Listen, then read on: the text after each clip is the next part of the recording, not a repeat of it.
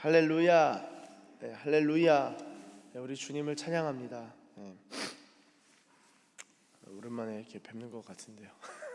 제가 오랜만에 뵙는 것 같습니다 하니까 어떤 교회 성도님이 전 매일 봤습니다. 그래서 저만 못 뵙군요. 이제 그 말씀을 드렸습니다. 여러분, 오늘 읽으신 말씀은요, 이 바벨론 멸망, 이 심판에 대한 말씀이죠. 저희가 11절부터 읽었는데요, 51장 1절을 보시면 이렇게 적고 있습니다. 51장 1절입니다. 여호와께서 이와 같이 말씀하시되, 보라, 내가 멸망시키는 자의 심령을 부추겨 바벨론을 치고 또 나를 대적하는 자 중에 있는 자를 치되. 자, 멸망시키는 자의 심령을 부추긴다. 그렇죠? 멸망시키는 자의 심령을 부추긴다. 오늘 본문인 11절을 보시면, 화살을 갈며 둥근 방패를 준비하라, 여호와께서 메대 왕들의 마음을 부추기사. 아마 지금 이 왕이라 하면 아케메니드 왕조를 가리키고요, 그 중에서도 이제 고레스를 가리키는 거겠죠. 그래서 이 마음을 부추기다, 이 마음이 루아흐고요, 우르, 마음을 일으키는 것입니다. 그 마음, 하나님께서요, 이 참 중요해요. 우리 안에 소원을 두고 행하신다. 그 신약의 그런 말씀이죠. 우리 마음 가운데 소원을 두고 행하신다. 그래서 내가 이거 원하는데 이거 주님 주신 마음인가? 단순히 그렇게 바로 이렇게 치환하는 경우가 있습니다. 소원이 생긴다면요, 그렇지 주님께 여쭤볼 필요가 있죠. 물론 지금 이 메대 왕의 마음을 부추긴 건 좀 다른 거긴 하지만, 하나님은 우리 마음 가운데 소원을 두고 행하시기도 하시고요, 또한 우리를 이끄셔서 우리가 알고 주님의 뜻을 행하는 경우도 있고, 모르고 하는 일인데 그거 보니까 큰 그림 가운데 주님의 계획과 주님이 이끄신 어떤 부분이 있는 것을 저희가 이제 발견하곤 하는데요. 자, 하나님께서 우리 특별히 이 바벨론 심판과 관련해서 메대 왕들의 마음을 부추기시는, 멸망시키는 자의 심령을 부추기시는 것을 보게 됩니다. 그러니까 제국을 경영하시는 하나님께서 한 사람 한 사람, 특별히 그 왕들의 마음을 하나님께서 이렇게 만지시고, 그리고 그들의 마음을 충동하시고 일으키셔서 하나님께서 심판할 자를 심판하시고, 멸망시키실 자를 멸망시키시고, 구원할 자를 구원하시는 거예요. 자, 보세요. 아수르 제국 같은 경우는요, 아수르 다음이 바벨론이고, 바벨론 다음이 이제 지금 메데 페르시아죠. 아수르 같은 경우는요, 민족 혼합 정책을 썼습니다. 그래서 북이스라엘이 사마리아가 됐죠. 사마리아인들, 사마리탄, 일종의 욕이잖아요. 너희들은 그러니까 쉽게 말해서 좀 이렇게 표현이 그렇지만 잡것이 되었다, 이런 거예요. 피가 다 섞였다. 너희들은 이제 유대 언약 백성이 되지 못하고, 물론 이제 통혼하고 결혼을 하면서 실수를 하고 넘어진 경우들이 유대 민족들에게도 있지만, 이 북이스라엘 경우는 완전 그냥 민족 혼합 정책으로서 완전 정체성이 다 날아가 버린 그런 민족이라고 할 수 있겠습니다. 이 아수르 왕이 그런 정책을 펼친 거예요. 자, 그런데 바벨론의 경우는 어땠습니까? 민족 혼합 정책을 쓰지 않았습니다. 바벨론의 경우는요, 인재 등용 정책을 썼죠. 그래서 이 남유다에 있는 똑똑한 애들을 노예로 다 잡아가서 바벨론에서 키웁니다. 대표적인 예가 누구죠? 다니엘입니다. 다니엘이 이제 어릴 때 잡혀가서, 그 중에서 에스겔도 그때 포로로 잡혀가는 거예요.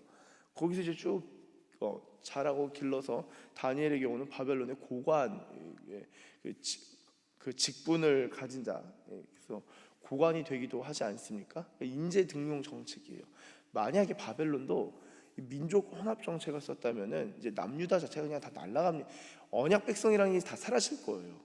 신기한 게 하나님께서 이 남유다를 남겨놓으셨다는 거죠. 물론 나라는 망가졌지만 유대인들이 그대로 보존되어서 그대로 바벨론으로 이동합니다. 그리고 그 다음에는 페르시아 때는 어떤 정책을 쓰죠? 이 포로들을 다시 국가들을 돌려보내는 귀환 정책을 하는, 포로 귀환 정책을 펼칩니다. 그래서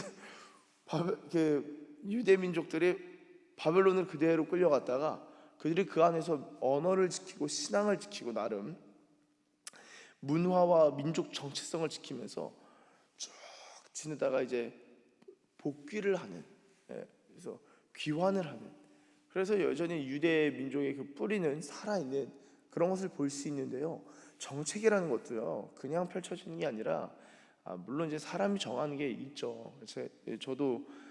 저는 이제 군에 있으면서 좋은 게 군 이동하는 게 참 너무 좋다. 굳이 고민하지 않아도 되고 가라고 하는 데 있으면 가면 되는 거잖아요. 근데 이제 그걸 누가 보내냐? 누가 보낼까요? 이제 근기수 목사님, 이제 친한 목사님들하고 얘기하면은 또 이렇게 됐다, 이렇게 또 됐다, 뭐 이런 저런 이야기를 할 때가 있습니다. 본부에서 누가 얘기를 하고 그렇게 해서 이렇게 가게 되고, 뭐 여러 가지 보직 이동과 관련해서 그 사람이 그분이 짜서 그렇게 된 거다, 누가 또 그렇게 말했나 보다, 그렇게 생각을 하는데 저도 그렇게 생각을 했었습니다. 저도 그 사람이 보내는 거고 그분이 보내는 거고 이게 뭐냐 생각하다가 어느 순간에서 제가 깨달았어요. 이거는 하나님이 보내는 거구나. 사람은요, 사람의 손은 한계가 있어요. 그러니까 자신이 이건 이렇게 하고 저건 저렇게 해야겠다 판단을 하는데, 그 판단은 한 수 아니면 두 수 정도까지는 볼 수 있어요. 굉장히 통찰력 있고 지혜로운 겁니다. 마지막 수를 보기는 어렵습니다. 하나님은요 마지막 수를 보셔요. 이 인류 역사도 마지막 수, 하나님께서 이 창세기 1장에 하늘과 땅을 세우신 창조주 하나님께서 새하늘과 새 땅이라는 마지막 수를 보시고 이 창조를 이끌어 가시는 거예요. 하나님께서 한 국가를 세우실 때 그 국가의 마지막까지, 하나님은 미국의 마지막을 보고 계셔요. 무섭지 않으세요? 대한민국의 끝을 보고 계신다고요. 하나님은 일본의 끝을 보고 계시고요, 하나님은 중국의 끝을 보고 계셔요. 하나님은 다 아십니다. 그게 창조주 하나님이 이 세상에서도 계속적인 창조로 말미암아 이 일들을 이루어 가시는 거예요. 여기서 계속적인 창조라는 것은 갑자기 또 어떤 동물을 만들어낸다라는 게 아니라 우리 인류 역사 가운데 필요한 일들을 섭리하신다라는 의미입니다. 그래서 여러분, 사람의 손으로 하는 것도 사람의 손이 다 할 수 있는 게 아니라 하나님의 섭리가 있고 계획이 있구나. 참 놀라운 겁니다. 참 놀라운 거예요. 그래서 페르시아 같은 경우는 포로 귀환 정책을 써서 다 보내주죠. 다 보내줍니다. 그 가운데서도 뭐 어려운 일이 있었어요. 나름 바벨론 치하에서도 페르시아 치하에서도, 그쵸, 뭐 불임절 이런 것들도 유대 민족 전체가 다 죽을 뻔했죠. 유대 민족을 하만이 그냥 다 유대 그 씨를 말려버리겠다 했다가 그 하만이 죽게 됩니다. 하나님 지켜 보호하시죠. 정책을 펼치려고 그랬다가 하만이 왕한테 말해서 유대 민족을 다 날리려는 정책을 펼치려고 하다가 그게 발각되는 거예요. 그렇죠? 이런 정책들이라는 것이 참 놀랍습니다. 사람의 손이 하는 것이지만 사람의 손만이 하는 것은 아니고 그 가운데 하나님의 손이 움직이고 있는 거예요. 이거를 믿을 수 있는 믿음이 있는가? 이걸 볼 수 있는 믿음의 눈이 있는가? 그 사람은요 인생을 살아가는 데 있어서 완전히 다른 차원을 살아가는 거예요. 놀랍지 않습니까? 저도 이제 군에서 보내는 시스템이면은 앞으로의 인생에 있어서 하나님이 보내시는 것을 군에서 경험했으니까 요걸 조금 이제 적응이 된 거니까 이후의 삶에 있어서 주님이 보내시는 것을 가야겠다. 그걸 제가 군에서 훈련이 된 거예요. 얼마나 놀랍고 얼마나 감사한 일인지 모릅니다.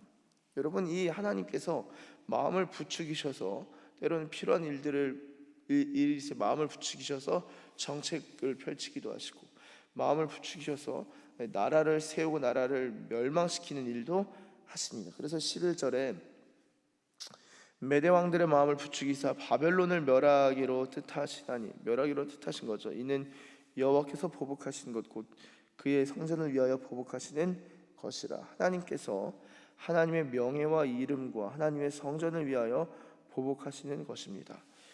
그래서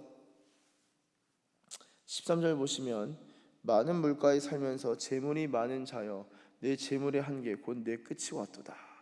무섭습니다. 되게 무서운 말이에요. 자, 많은 물가에 산다라는 것이 무엇입니까? 이제 큰 물가가 큰 강 주변에 산다라는 것으로도 볼 수 있는데요. 이 많은 물가에 산다라는 것을 많은 나라들을 거느리고 있다라는 것으로도 볼 수 있겠습니다. 요한계시록 한번 17장 가보실까요? 네, 성경의 표현에 우리가 익숙해지면요, 성경을 읽기가 쉬워집니다. 조금씩. 17장 1절부터 제가 그냥 빠르게 읽도록 하겠습니다. 17장 1절, 계시록 17장 1절. 또 일곱 대접을 가진 일곱 천사 중 하나가 와서 내게 말하여 이르되 이리로 오라. 많은 물 위에 앉은 큰 음녀가 받을 심판을 내게 보이리라. 자, 많은 물 위에 앉은 큰 음녀가 받을 심판. 뭘 말하는 걸까요? 많은 물 위에 앉았다. 많은 나라들을 거느리고 있다라는 것입니다. 이 큰 음녀가 뭘까요? 도대체 어떤 사람을 말하는 걸까요? 자, 5절, 17장 5절. 그의 이마에 이름이 기록되었으니 비밀이라. 큰 바벨론이라. 큰 바벨론이라는 큰 바벨론. 자, 비밀이다. 그 이름을 말해줄 수는 없는데 그 특징이 큰 바벨론이라는 것. 바벨론의 특징이 뭡니까? 많은 나라들을 징벌하고 정벌하고 거느리는 그런 나라였죠. 땅의 음녀들과 가증한 것들의 어미라 하였더라. 지금 이거 바벨론의 특징을 요한계시록 쓰고 있는데 로마를 말하는 것이죠. 로마의 특징이 제국을 다 삼킨 나라입니다. 그래서 이 로마라고 쓸 수가 없는 거예요. 그래서 바벨론이라고 표현을 합니다. 로마의 별명이 뭔 줄 아세요? 2000년 전에 로마의 별명이 바벨론이었어요. 문학이나 이런 표현들 보면은 바벨론이라고 표현을 합니다. 그래서 이걸 보고 바벨론 갑자기 옛날로 돌아가는 건가가 아니라 로마의 별명 중에 하나가 바벨론이었습니다. 그래서 바벨론 하는 순간 로마, 일곱 산 하는 순간 로마의 일곱 산이 있었죠. 하여튼 그 중에 하나 뭐 화산도 있었지만 그게 다 로마를 가리키는 그런 특징 중 별명 중에 하나인데 이 많은 물 위에 앉았다라는 것이 바로 여러 국가 여러 나라들을 거느린다 또는 큰 물가 주변에 산다 큰 이런 저런 의미를 로 해석하고 이해할 수 있는데요. 자, 51장으로 다시 돌아오시면 13절에 많은 물가에 살면서 재물이 많대요. 많은 물가에 살면 재물이 많습니다. 왜 많을까요? 자, 강이 제가 좀 그래요. 제가 그 일본 도쿄에 가서 깜짝 놀랐던 게 후지산이 그렇게 큰지 몰랐어요. 저는 가도 차를 2시간 타고 갔는데도 여전히 후지산이 되게 그냥 가깝다 했는데도 2시간을 버스를 타고 갔는데도 후지산을 아직 다 못 왔다는 거예요. 바로 앞에 있는 것 같은데. 그래서 여기서 또 가까이 가서 딱 봤는데도 이거 왜 이렇게 가까운데 여기서 얼마나 걸리냐 입구까지 그냥 올라가면 안 되냐 그러니까 여기서도 또 몇십 분 가야 된다는 거여서 이게 뭐지? 바로 입구 근처인 것 같은데 후지산이 그렇게 크더라고요. 그래서 이 후지산을 보고 큰 애들은 좀 큰 건가? 그런 생각도 한번 해봤었습니다. 여러분이 많은 물가에 산다라는 게 큰 강 유역에 산다라는 것은요, 그만큼 농경이나 여러 면에 있어서 문명이 발달할 수 있는 이 조건을 갖춘 것이라고 볼 수 있겠습니다. 그러니까 많은 어떤 부를 축적할 수 있는 이 천혜의 환경이 조성된 곳이다라고도 할 수 있겠죠. 근데 재물이 아무리 많고 많은 물가에 살고 재물도 많아도요, 그 한계가 있는 거예요. 그 주님이 한계가 있다. 너 끝이 있다는 순간 그냥 끝이 나는 겁니다. 그리고 너가 적은 물가에 살고 재물이 적은 자요, 내게 시작이 왔도다 하면요, 그 사람은 시작하는 겁니다. 그 나라는 시작되는 거예요. 그러니까 이게 하나님의 말씀이 얼마나 중요하고 주님의 말씀에 따라 이 나라들과 이 인생들이 이루어지는지를 저희가 안다면은 하나님이 이끄신 대로 모든 것이 그 역사가 흘러가는구나라는 것을 알 수 있겠죠. 자, 그렇게 이제 바벨론의 멸망과 심판에 대해서 이야기를 한 다음에 자 15절부터는 하나님의 창조에 대해서 쭉 이야기를 합니다. 15절 여호와께서 그의 능력으로 땅을 지으셨고 그의 지혜로 세계를 세우셨고 그의 명철로 하늘들을 펴셨으며 창조는 하나님의 지혜로부터 말미암는다라는 것이 쭉 기록되어 있는 것이죠. 그러면서 17절 사람마다 어리석고 무식하도다 금장색마다 자기가 만든 신상으로 말미암아 수치를 당하나니 이는 그 부와 만든 우상은 거짓이요 그 속에 생기가 없음이라. 아멘. 자, 여러분 보세요. 부와 만든 우상은 거짓이고 그 속에 생기가 없다. 이전에 고대 근동에서 우상을 이렇게 만들어요. 금장색들이 만든 다음에 너무 잘 만들었다. 요건 우상으로 쓸 수 있겠다. 그 다음에 하는 게 의식이 하나 있어요. 의례가 있어요. 그게 뭐냐면은 입을 벌리는 의식을 합니다. 그래서 우상을 만든 다음에 입을 벌리고 거기다가 입에다가 영을 불어넣는 의식을 행했었어요. 창세기에 보니까 하나님께서 인간의 코에 숨을 불어넣으시죠. 실제적으로 이런 개념들이 이 고대 근동 당시에는 쫙 널리 퍼져 있었던 것입니다. 근데 우상들을 보세요. 나무 돌에 불과합니다. 그 속에 생기가 없어요. 사람은 하나님의 영이 우리 코에 그 생기가 불어넣어져서 하나님의 영으로 숨으로 살아가는 존재인 거예요. 그래서 우리 안에는 생기가 있는 것이죠. 우리가 하나님의 형상인데 그냥 죽어있는 형상, 흙으로 빚어진 형상으로 끝나는 게 아니라 생기가 있는 하나님의 형상이죠. 근데 이제 그런 우상들은 생기가 없는데, 그것 때문에 자기가 만든 신상으로 말미암아 수치를 당하게 되고요. 18절, 그것들은 헛된 것이고 조롱거리이니 징벌하신 때 멸망할 것이나. 19절은 한번 같이 읽겠습니다. 시작. 야곱의 분깃은 그와 같지 아니하시니 그는 만물을 만군의 여호와시니라. 아멘. 그 우상들을 만든 다음에 입에다가 그 영을 불어넣는 의식을 한 다음에 이게 창조주다 했었던 거예요. 바벨론에서 이게 창조주다 했는데 그게 조롱거리에 불과하다. 하나님이 멸망시키면 다 날아가는 거다. 진짜 창조주는 하나님이시다 라는 것을 하나님의 백성을 통하여서 하나님은 선포하시고 말씀하시는 것입니다. 여러분, 이 시대도 마찬가지예요. 헛된 것들을 우상으로 삼고 이것으로 말미암아 너에게 평안이 오고 내게 행복을 준다라고 생각을 하고 있는데 그것들은 다 끝이 있습니다. 헛된 것입니다. 조롱거리에 불과하고요, 징벌하시는 때는 다 멸망합니다. 그렇다면 오늘 우리가 불러야 할 찬송과 노래는 무엇입니까? 하나님만이 우리의 창조주이십니다. 하나님만이 우리의 하나님이시고 하나님이 우리의 분깃이시고 하나님께서는 만군의 여호와이십니다. 그 하나님께서 우리의 삶을 인도하시는 유일한 하나님이신 줄로 믿습니다. 그러한 찬양과 그러한 기도와 그러한 간구가 오늘도 우리 가운데 드려져야 할 것인 줄로 믿습니다. 사랑하는 서산기시교회 가족 여러분, 저와 여러분이 많은 물가에 살면서 재물이 많은 자를 볼 때에도, 큰 것들을 볼 때에도 여기에도 끝이 있고 하나님께서 시작이라면 시작이고 끝이라면 끝이고 하나님께서는 창조주 하나님이셔서 모든 것들을 지으시고 다스리시는 하나님이십니다. 큰 것을 볼 때에도 작은 것을 볼 때에도 창조주 하나님을 생각하면서 찬양할 수 있는, 예배할 수 있는 저와 여러분들 되시길 예수님의 이름으로 축복합니다. 기도하겠습니다. 하나님 감사합니다. 하나님,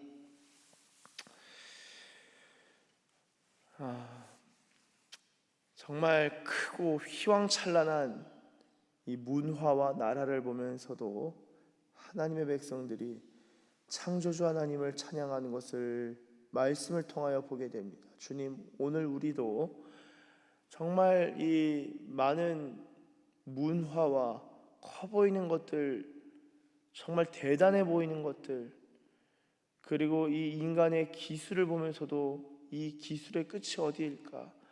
발전하는 그 기술들 앞에 있어서도 결국에는 창조주 하나님을 찬양하는 자들 되게 하시고 창조주 하나님의 능력과 위엄과 영광을 선포하는 자들 되게 하여 주시옵소서. 주께서 사람의 마음을 부추기셔서 하나님의 뜻을 이루시는 하나님이신 줄로 믿습니다. 여러 인간의 일들이 인간으로 말미암지 아니하고 하나님으로 말미암는 것을 보게 됩니다. 주님, 그 주님의 손길과 주님의 다스리심을 볼 수 있는 믿음의 눈을 열어주시고 하나님만을 찬양하는 찬양의 문을 열어주시옵소서. 그렇게 인도하실 우리 주님을 찬양하며 예수님의 이름으로 기도드립니다. 아멘.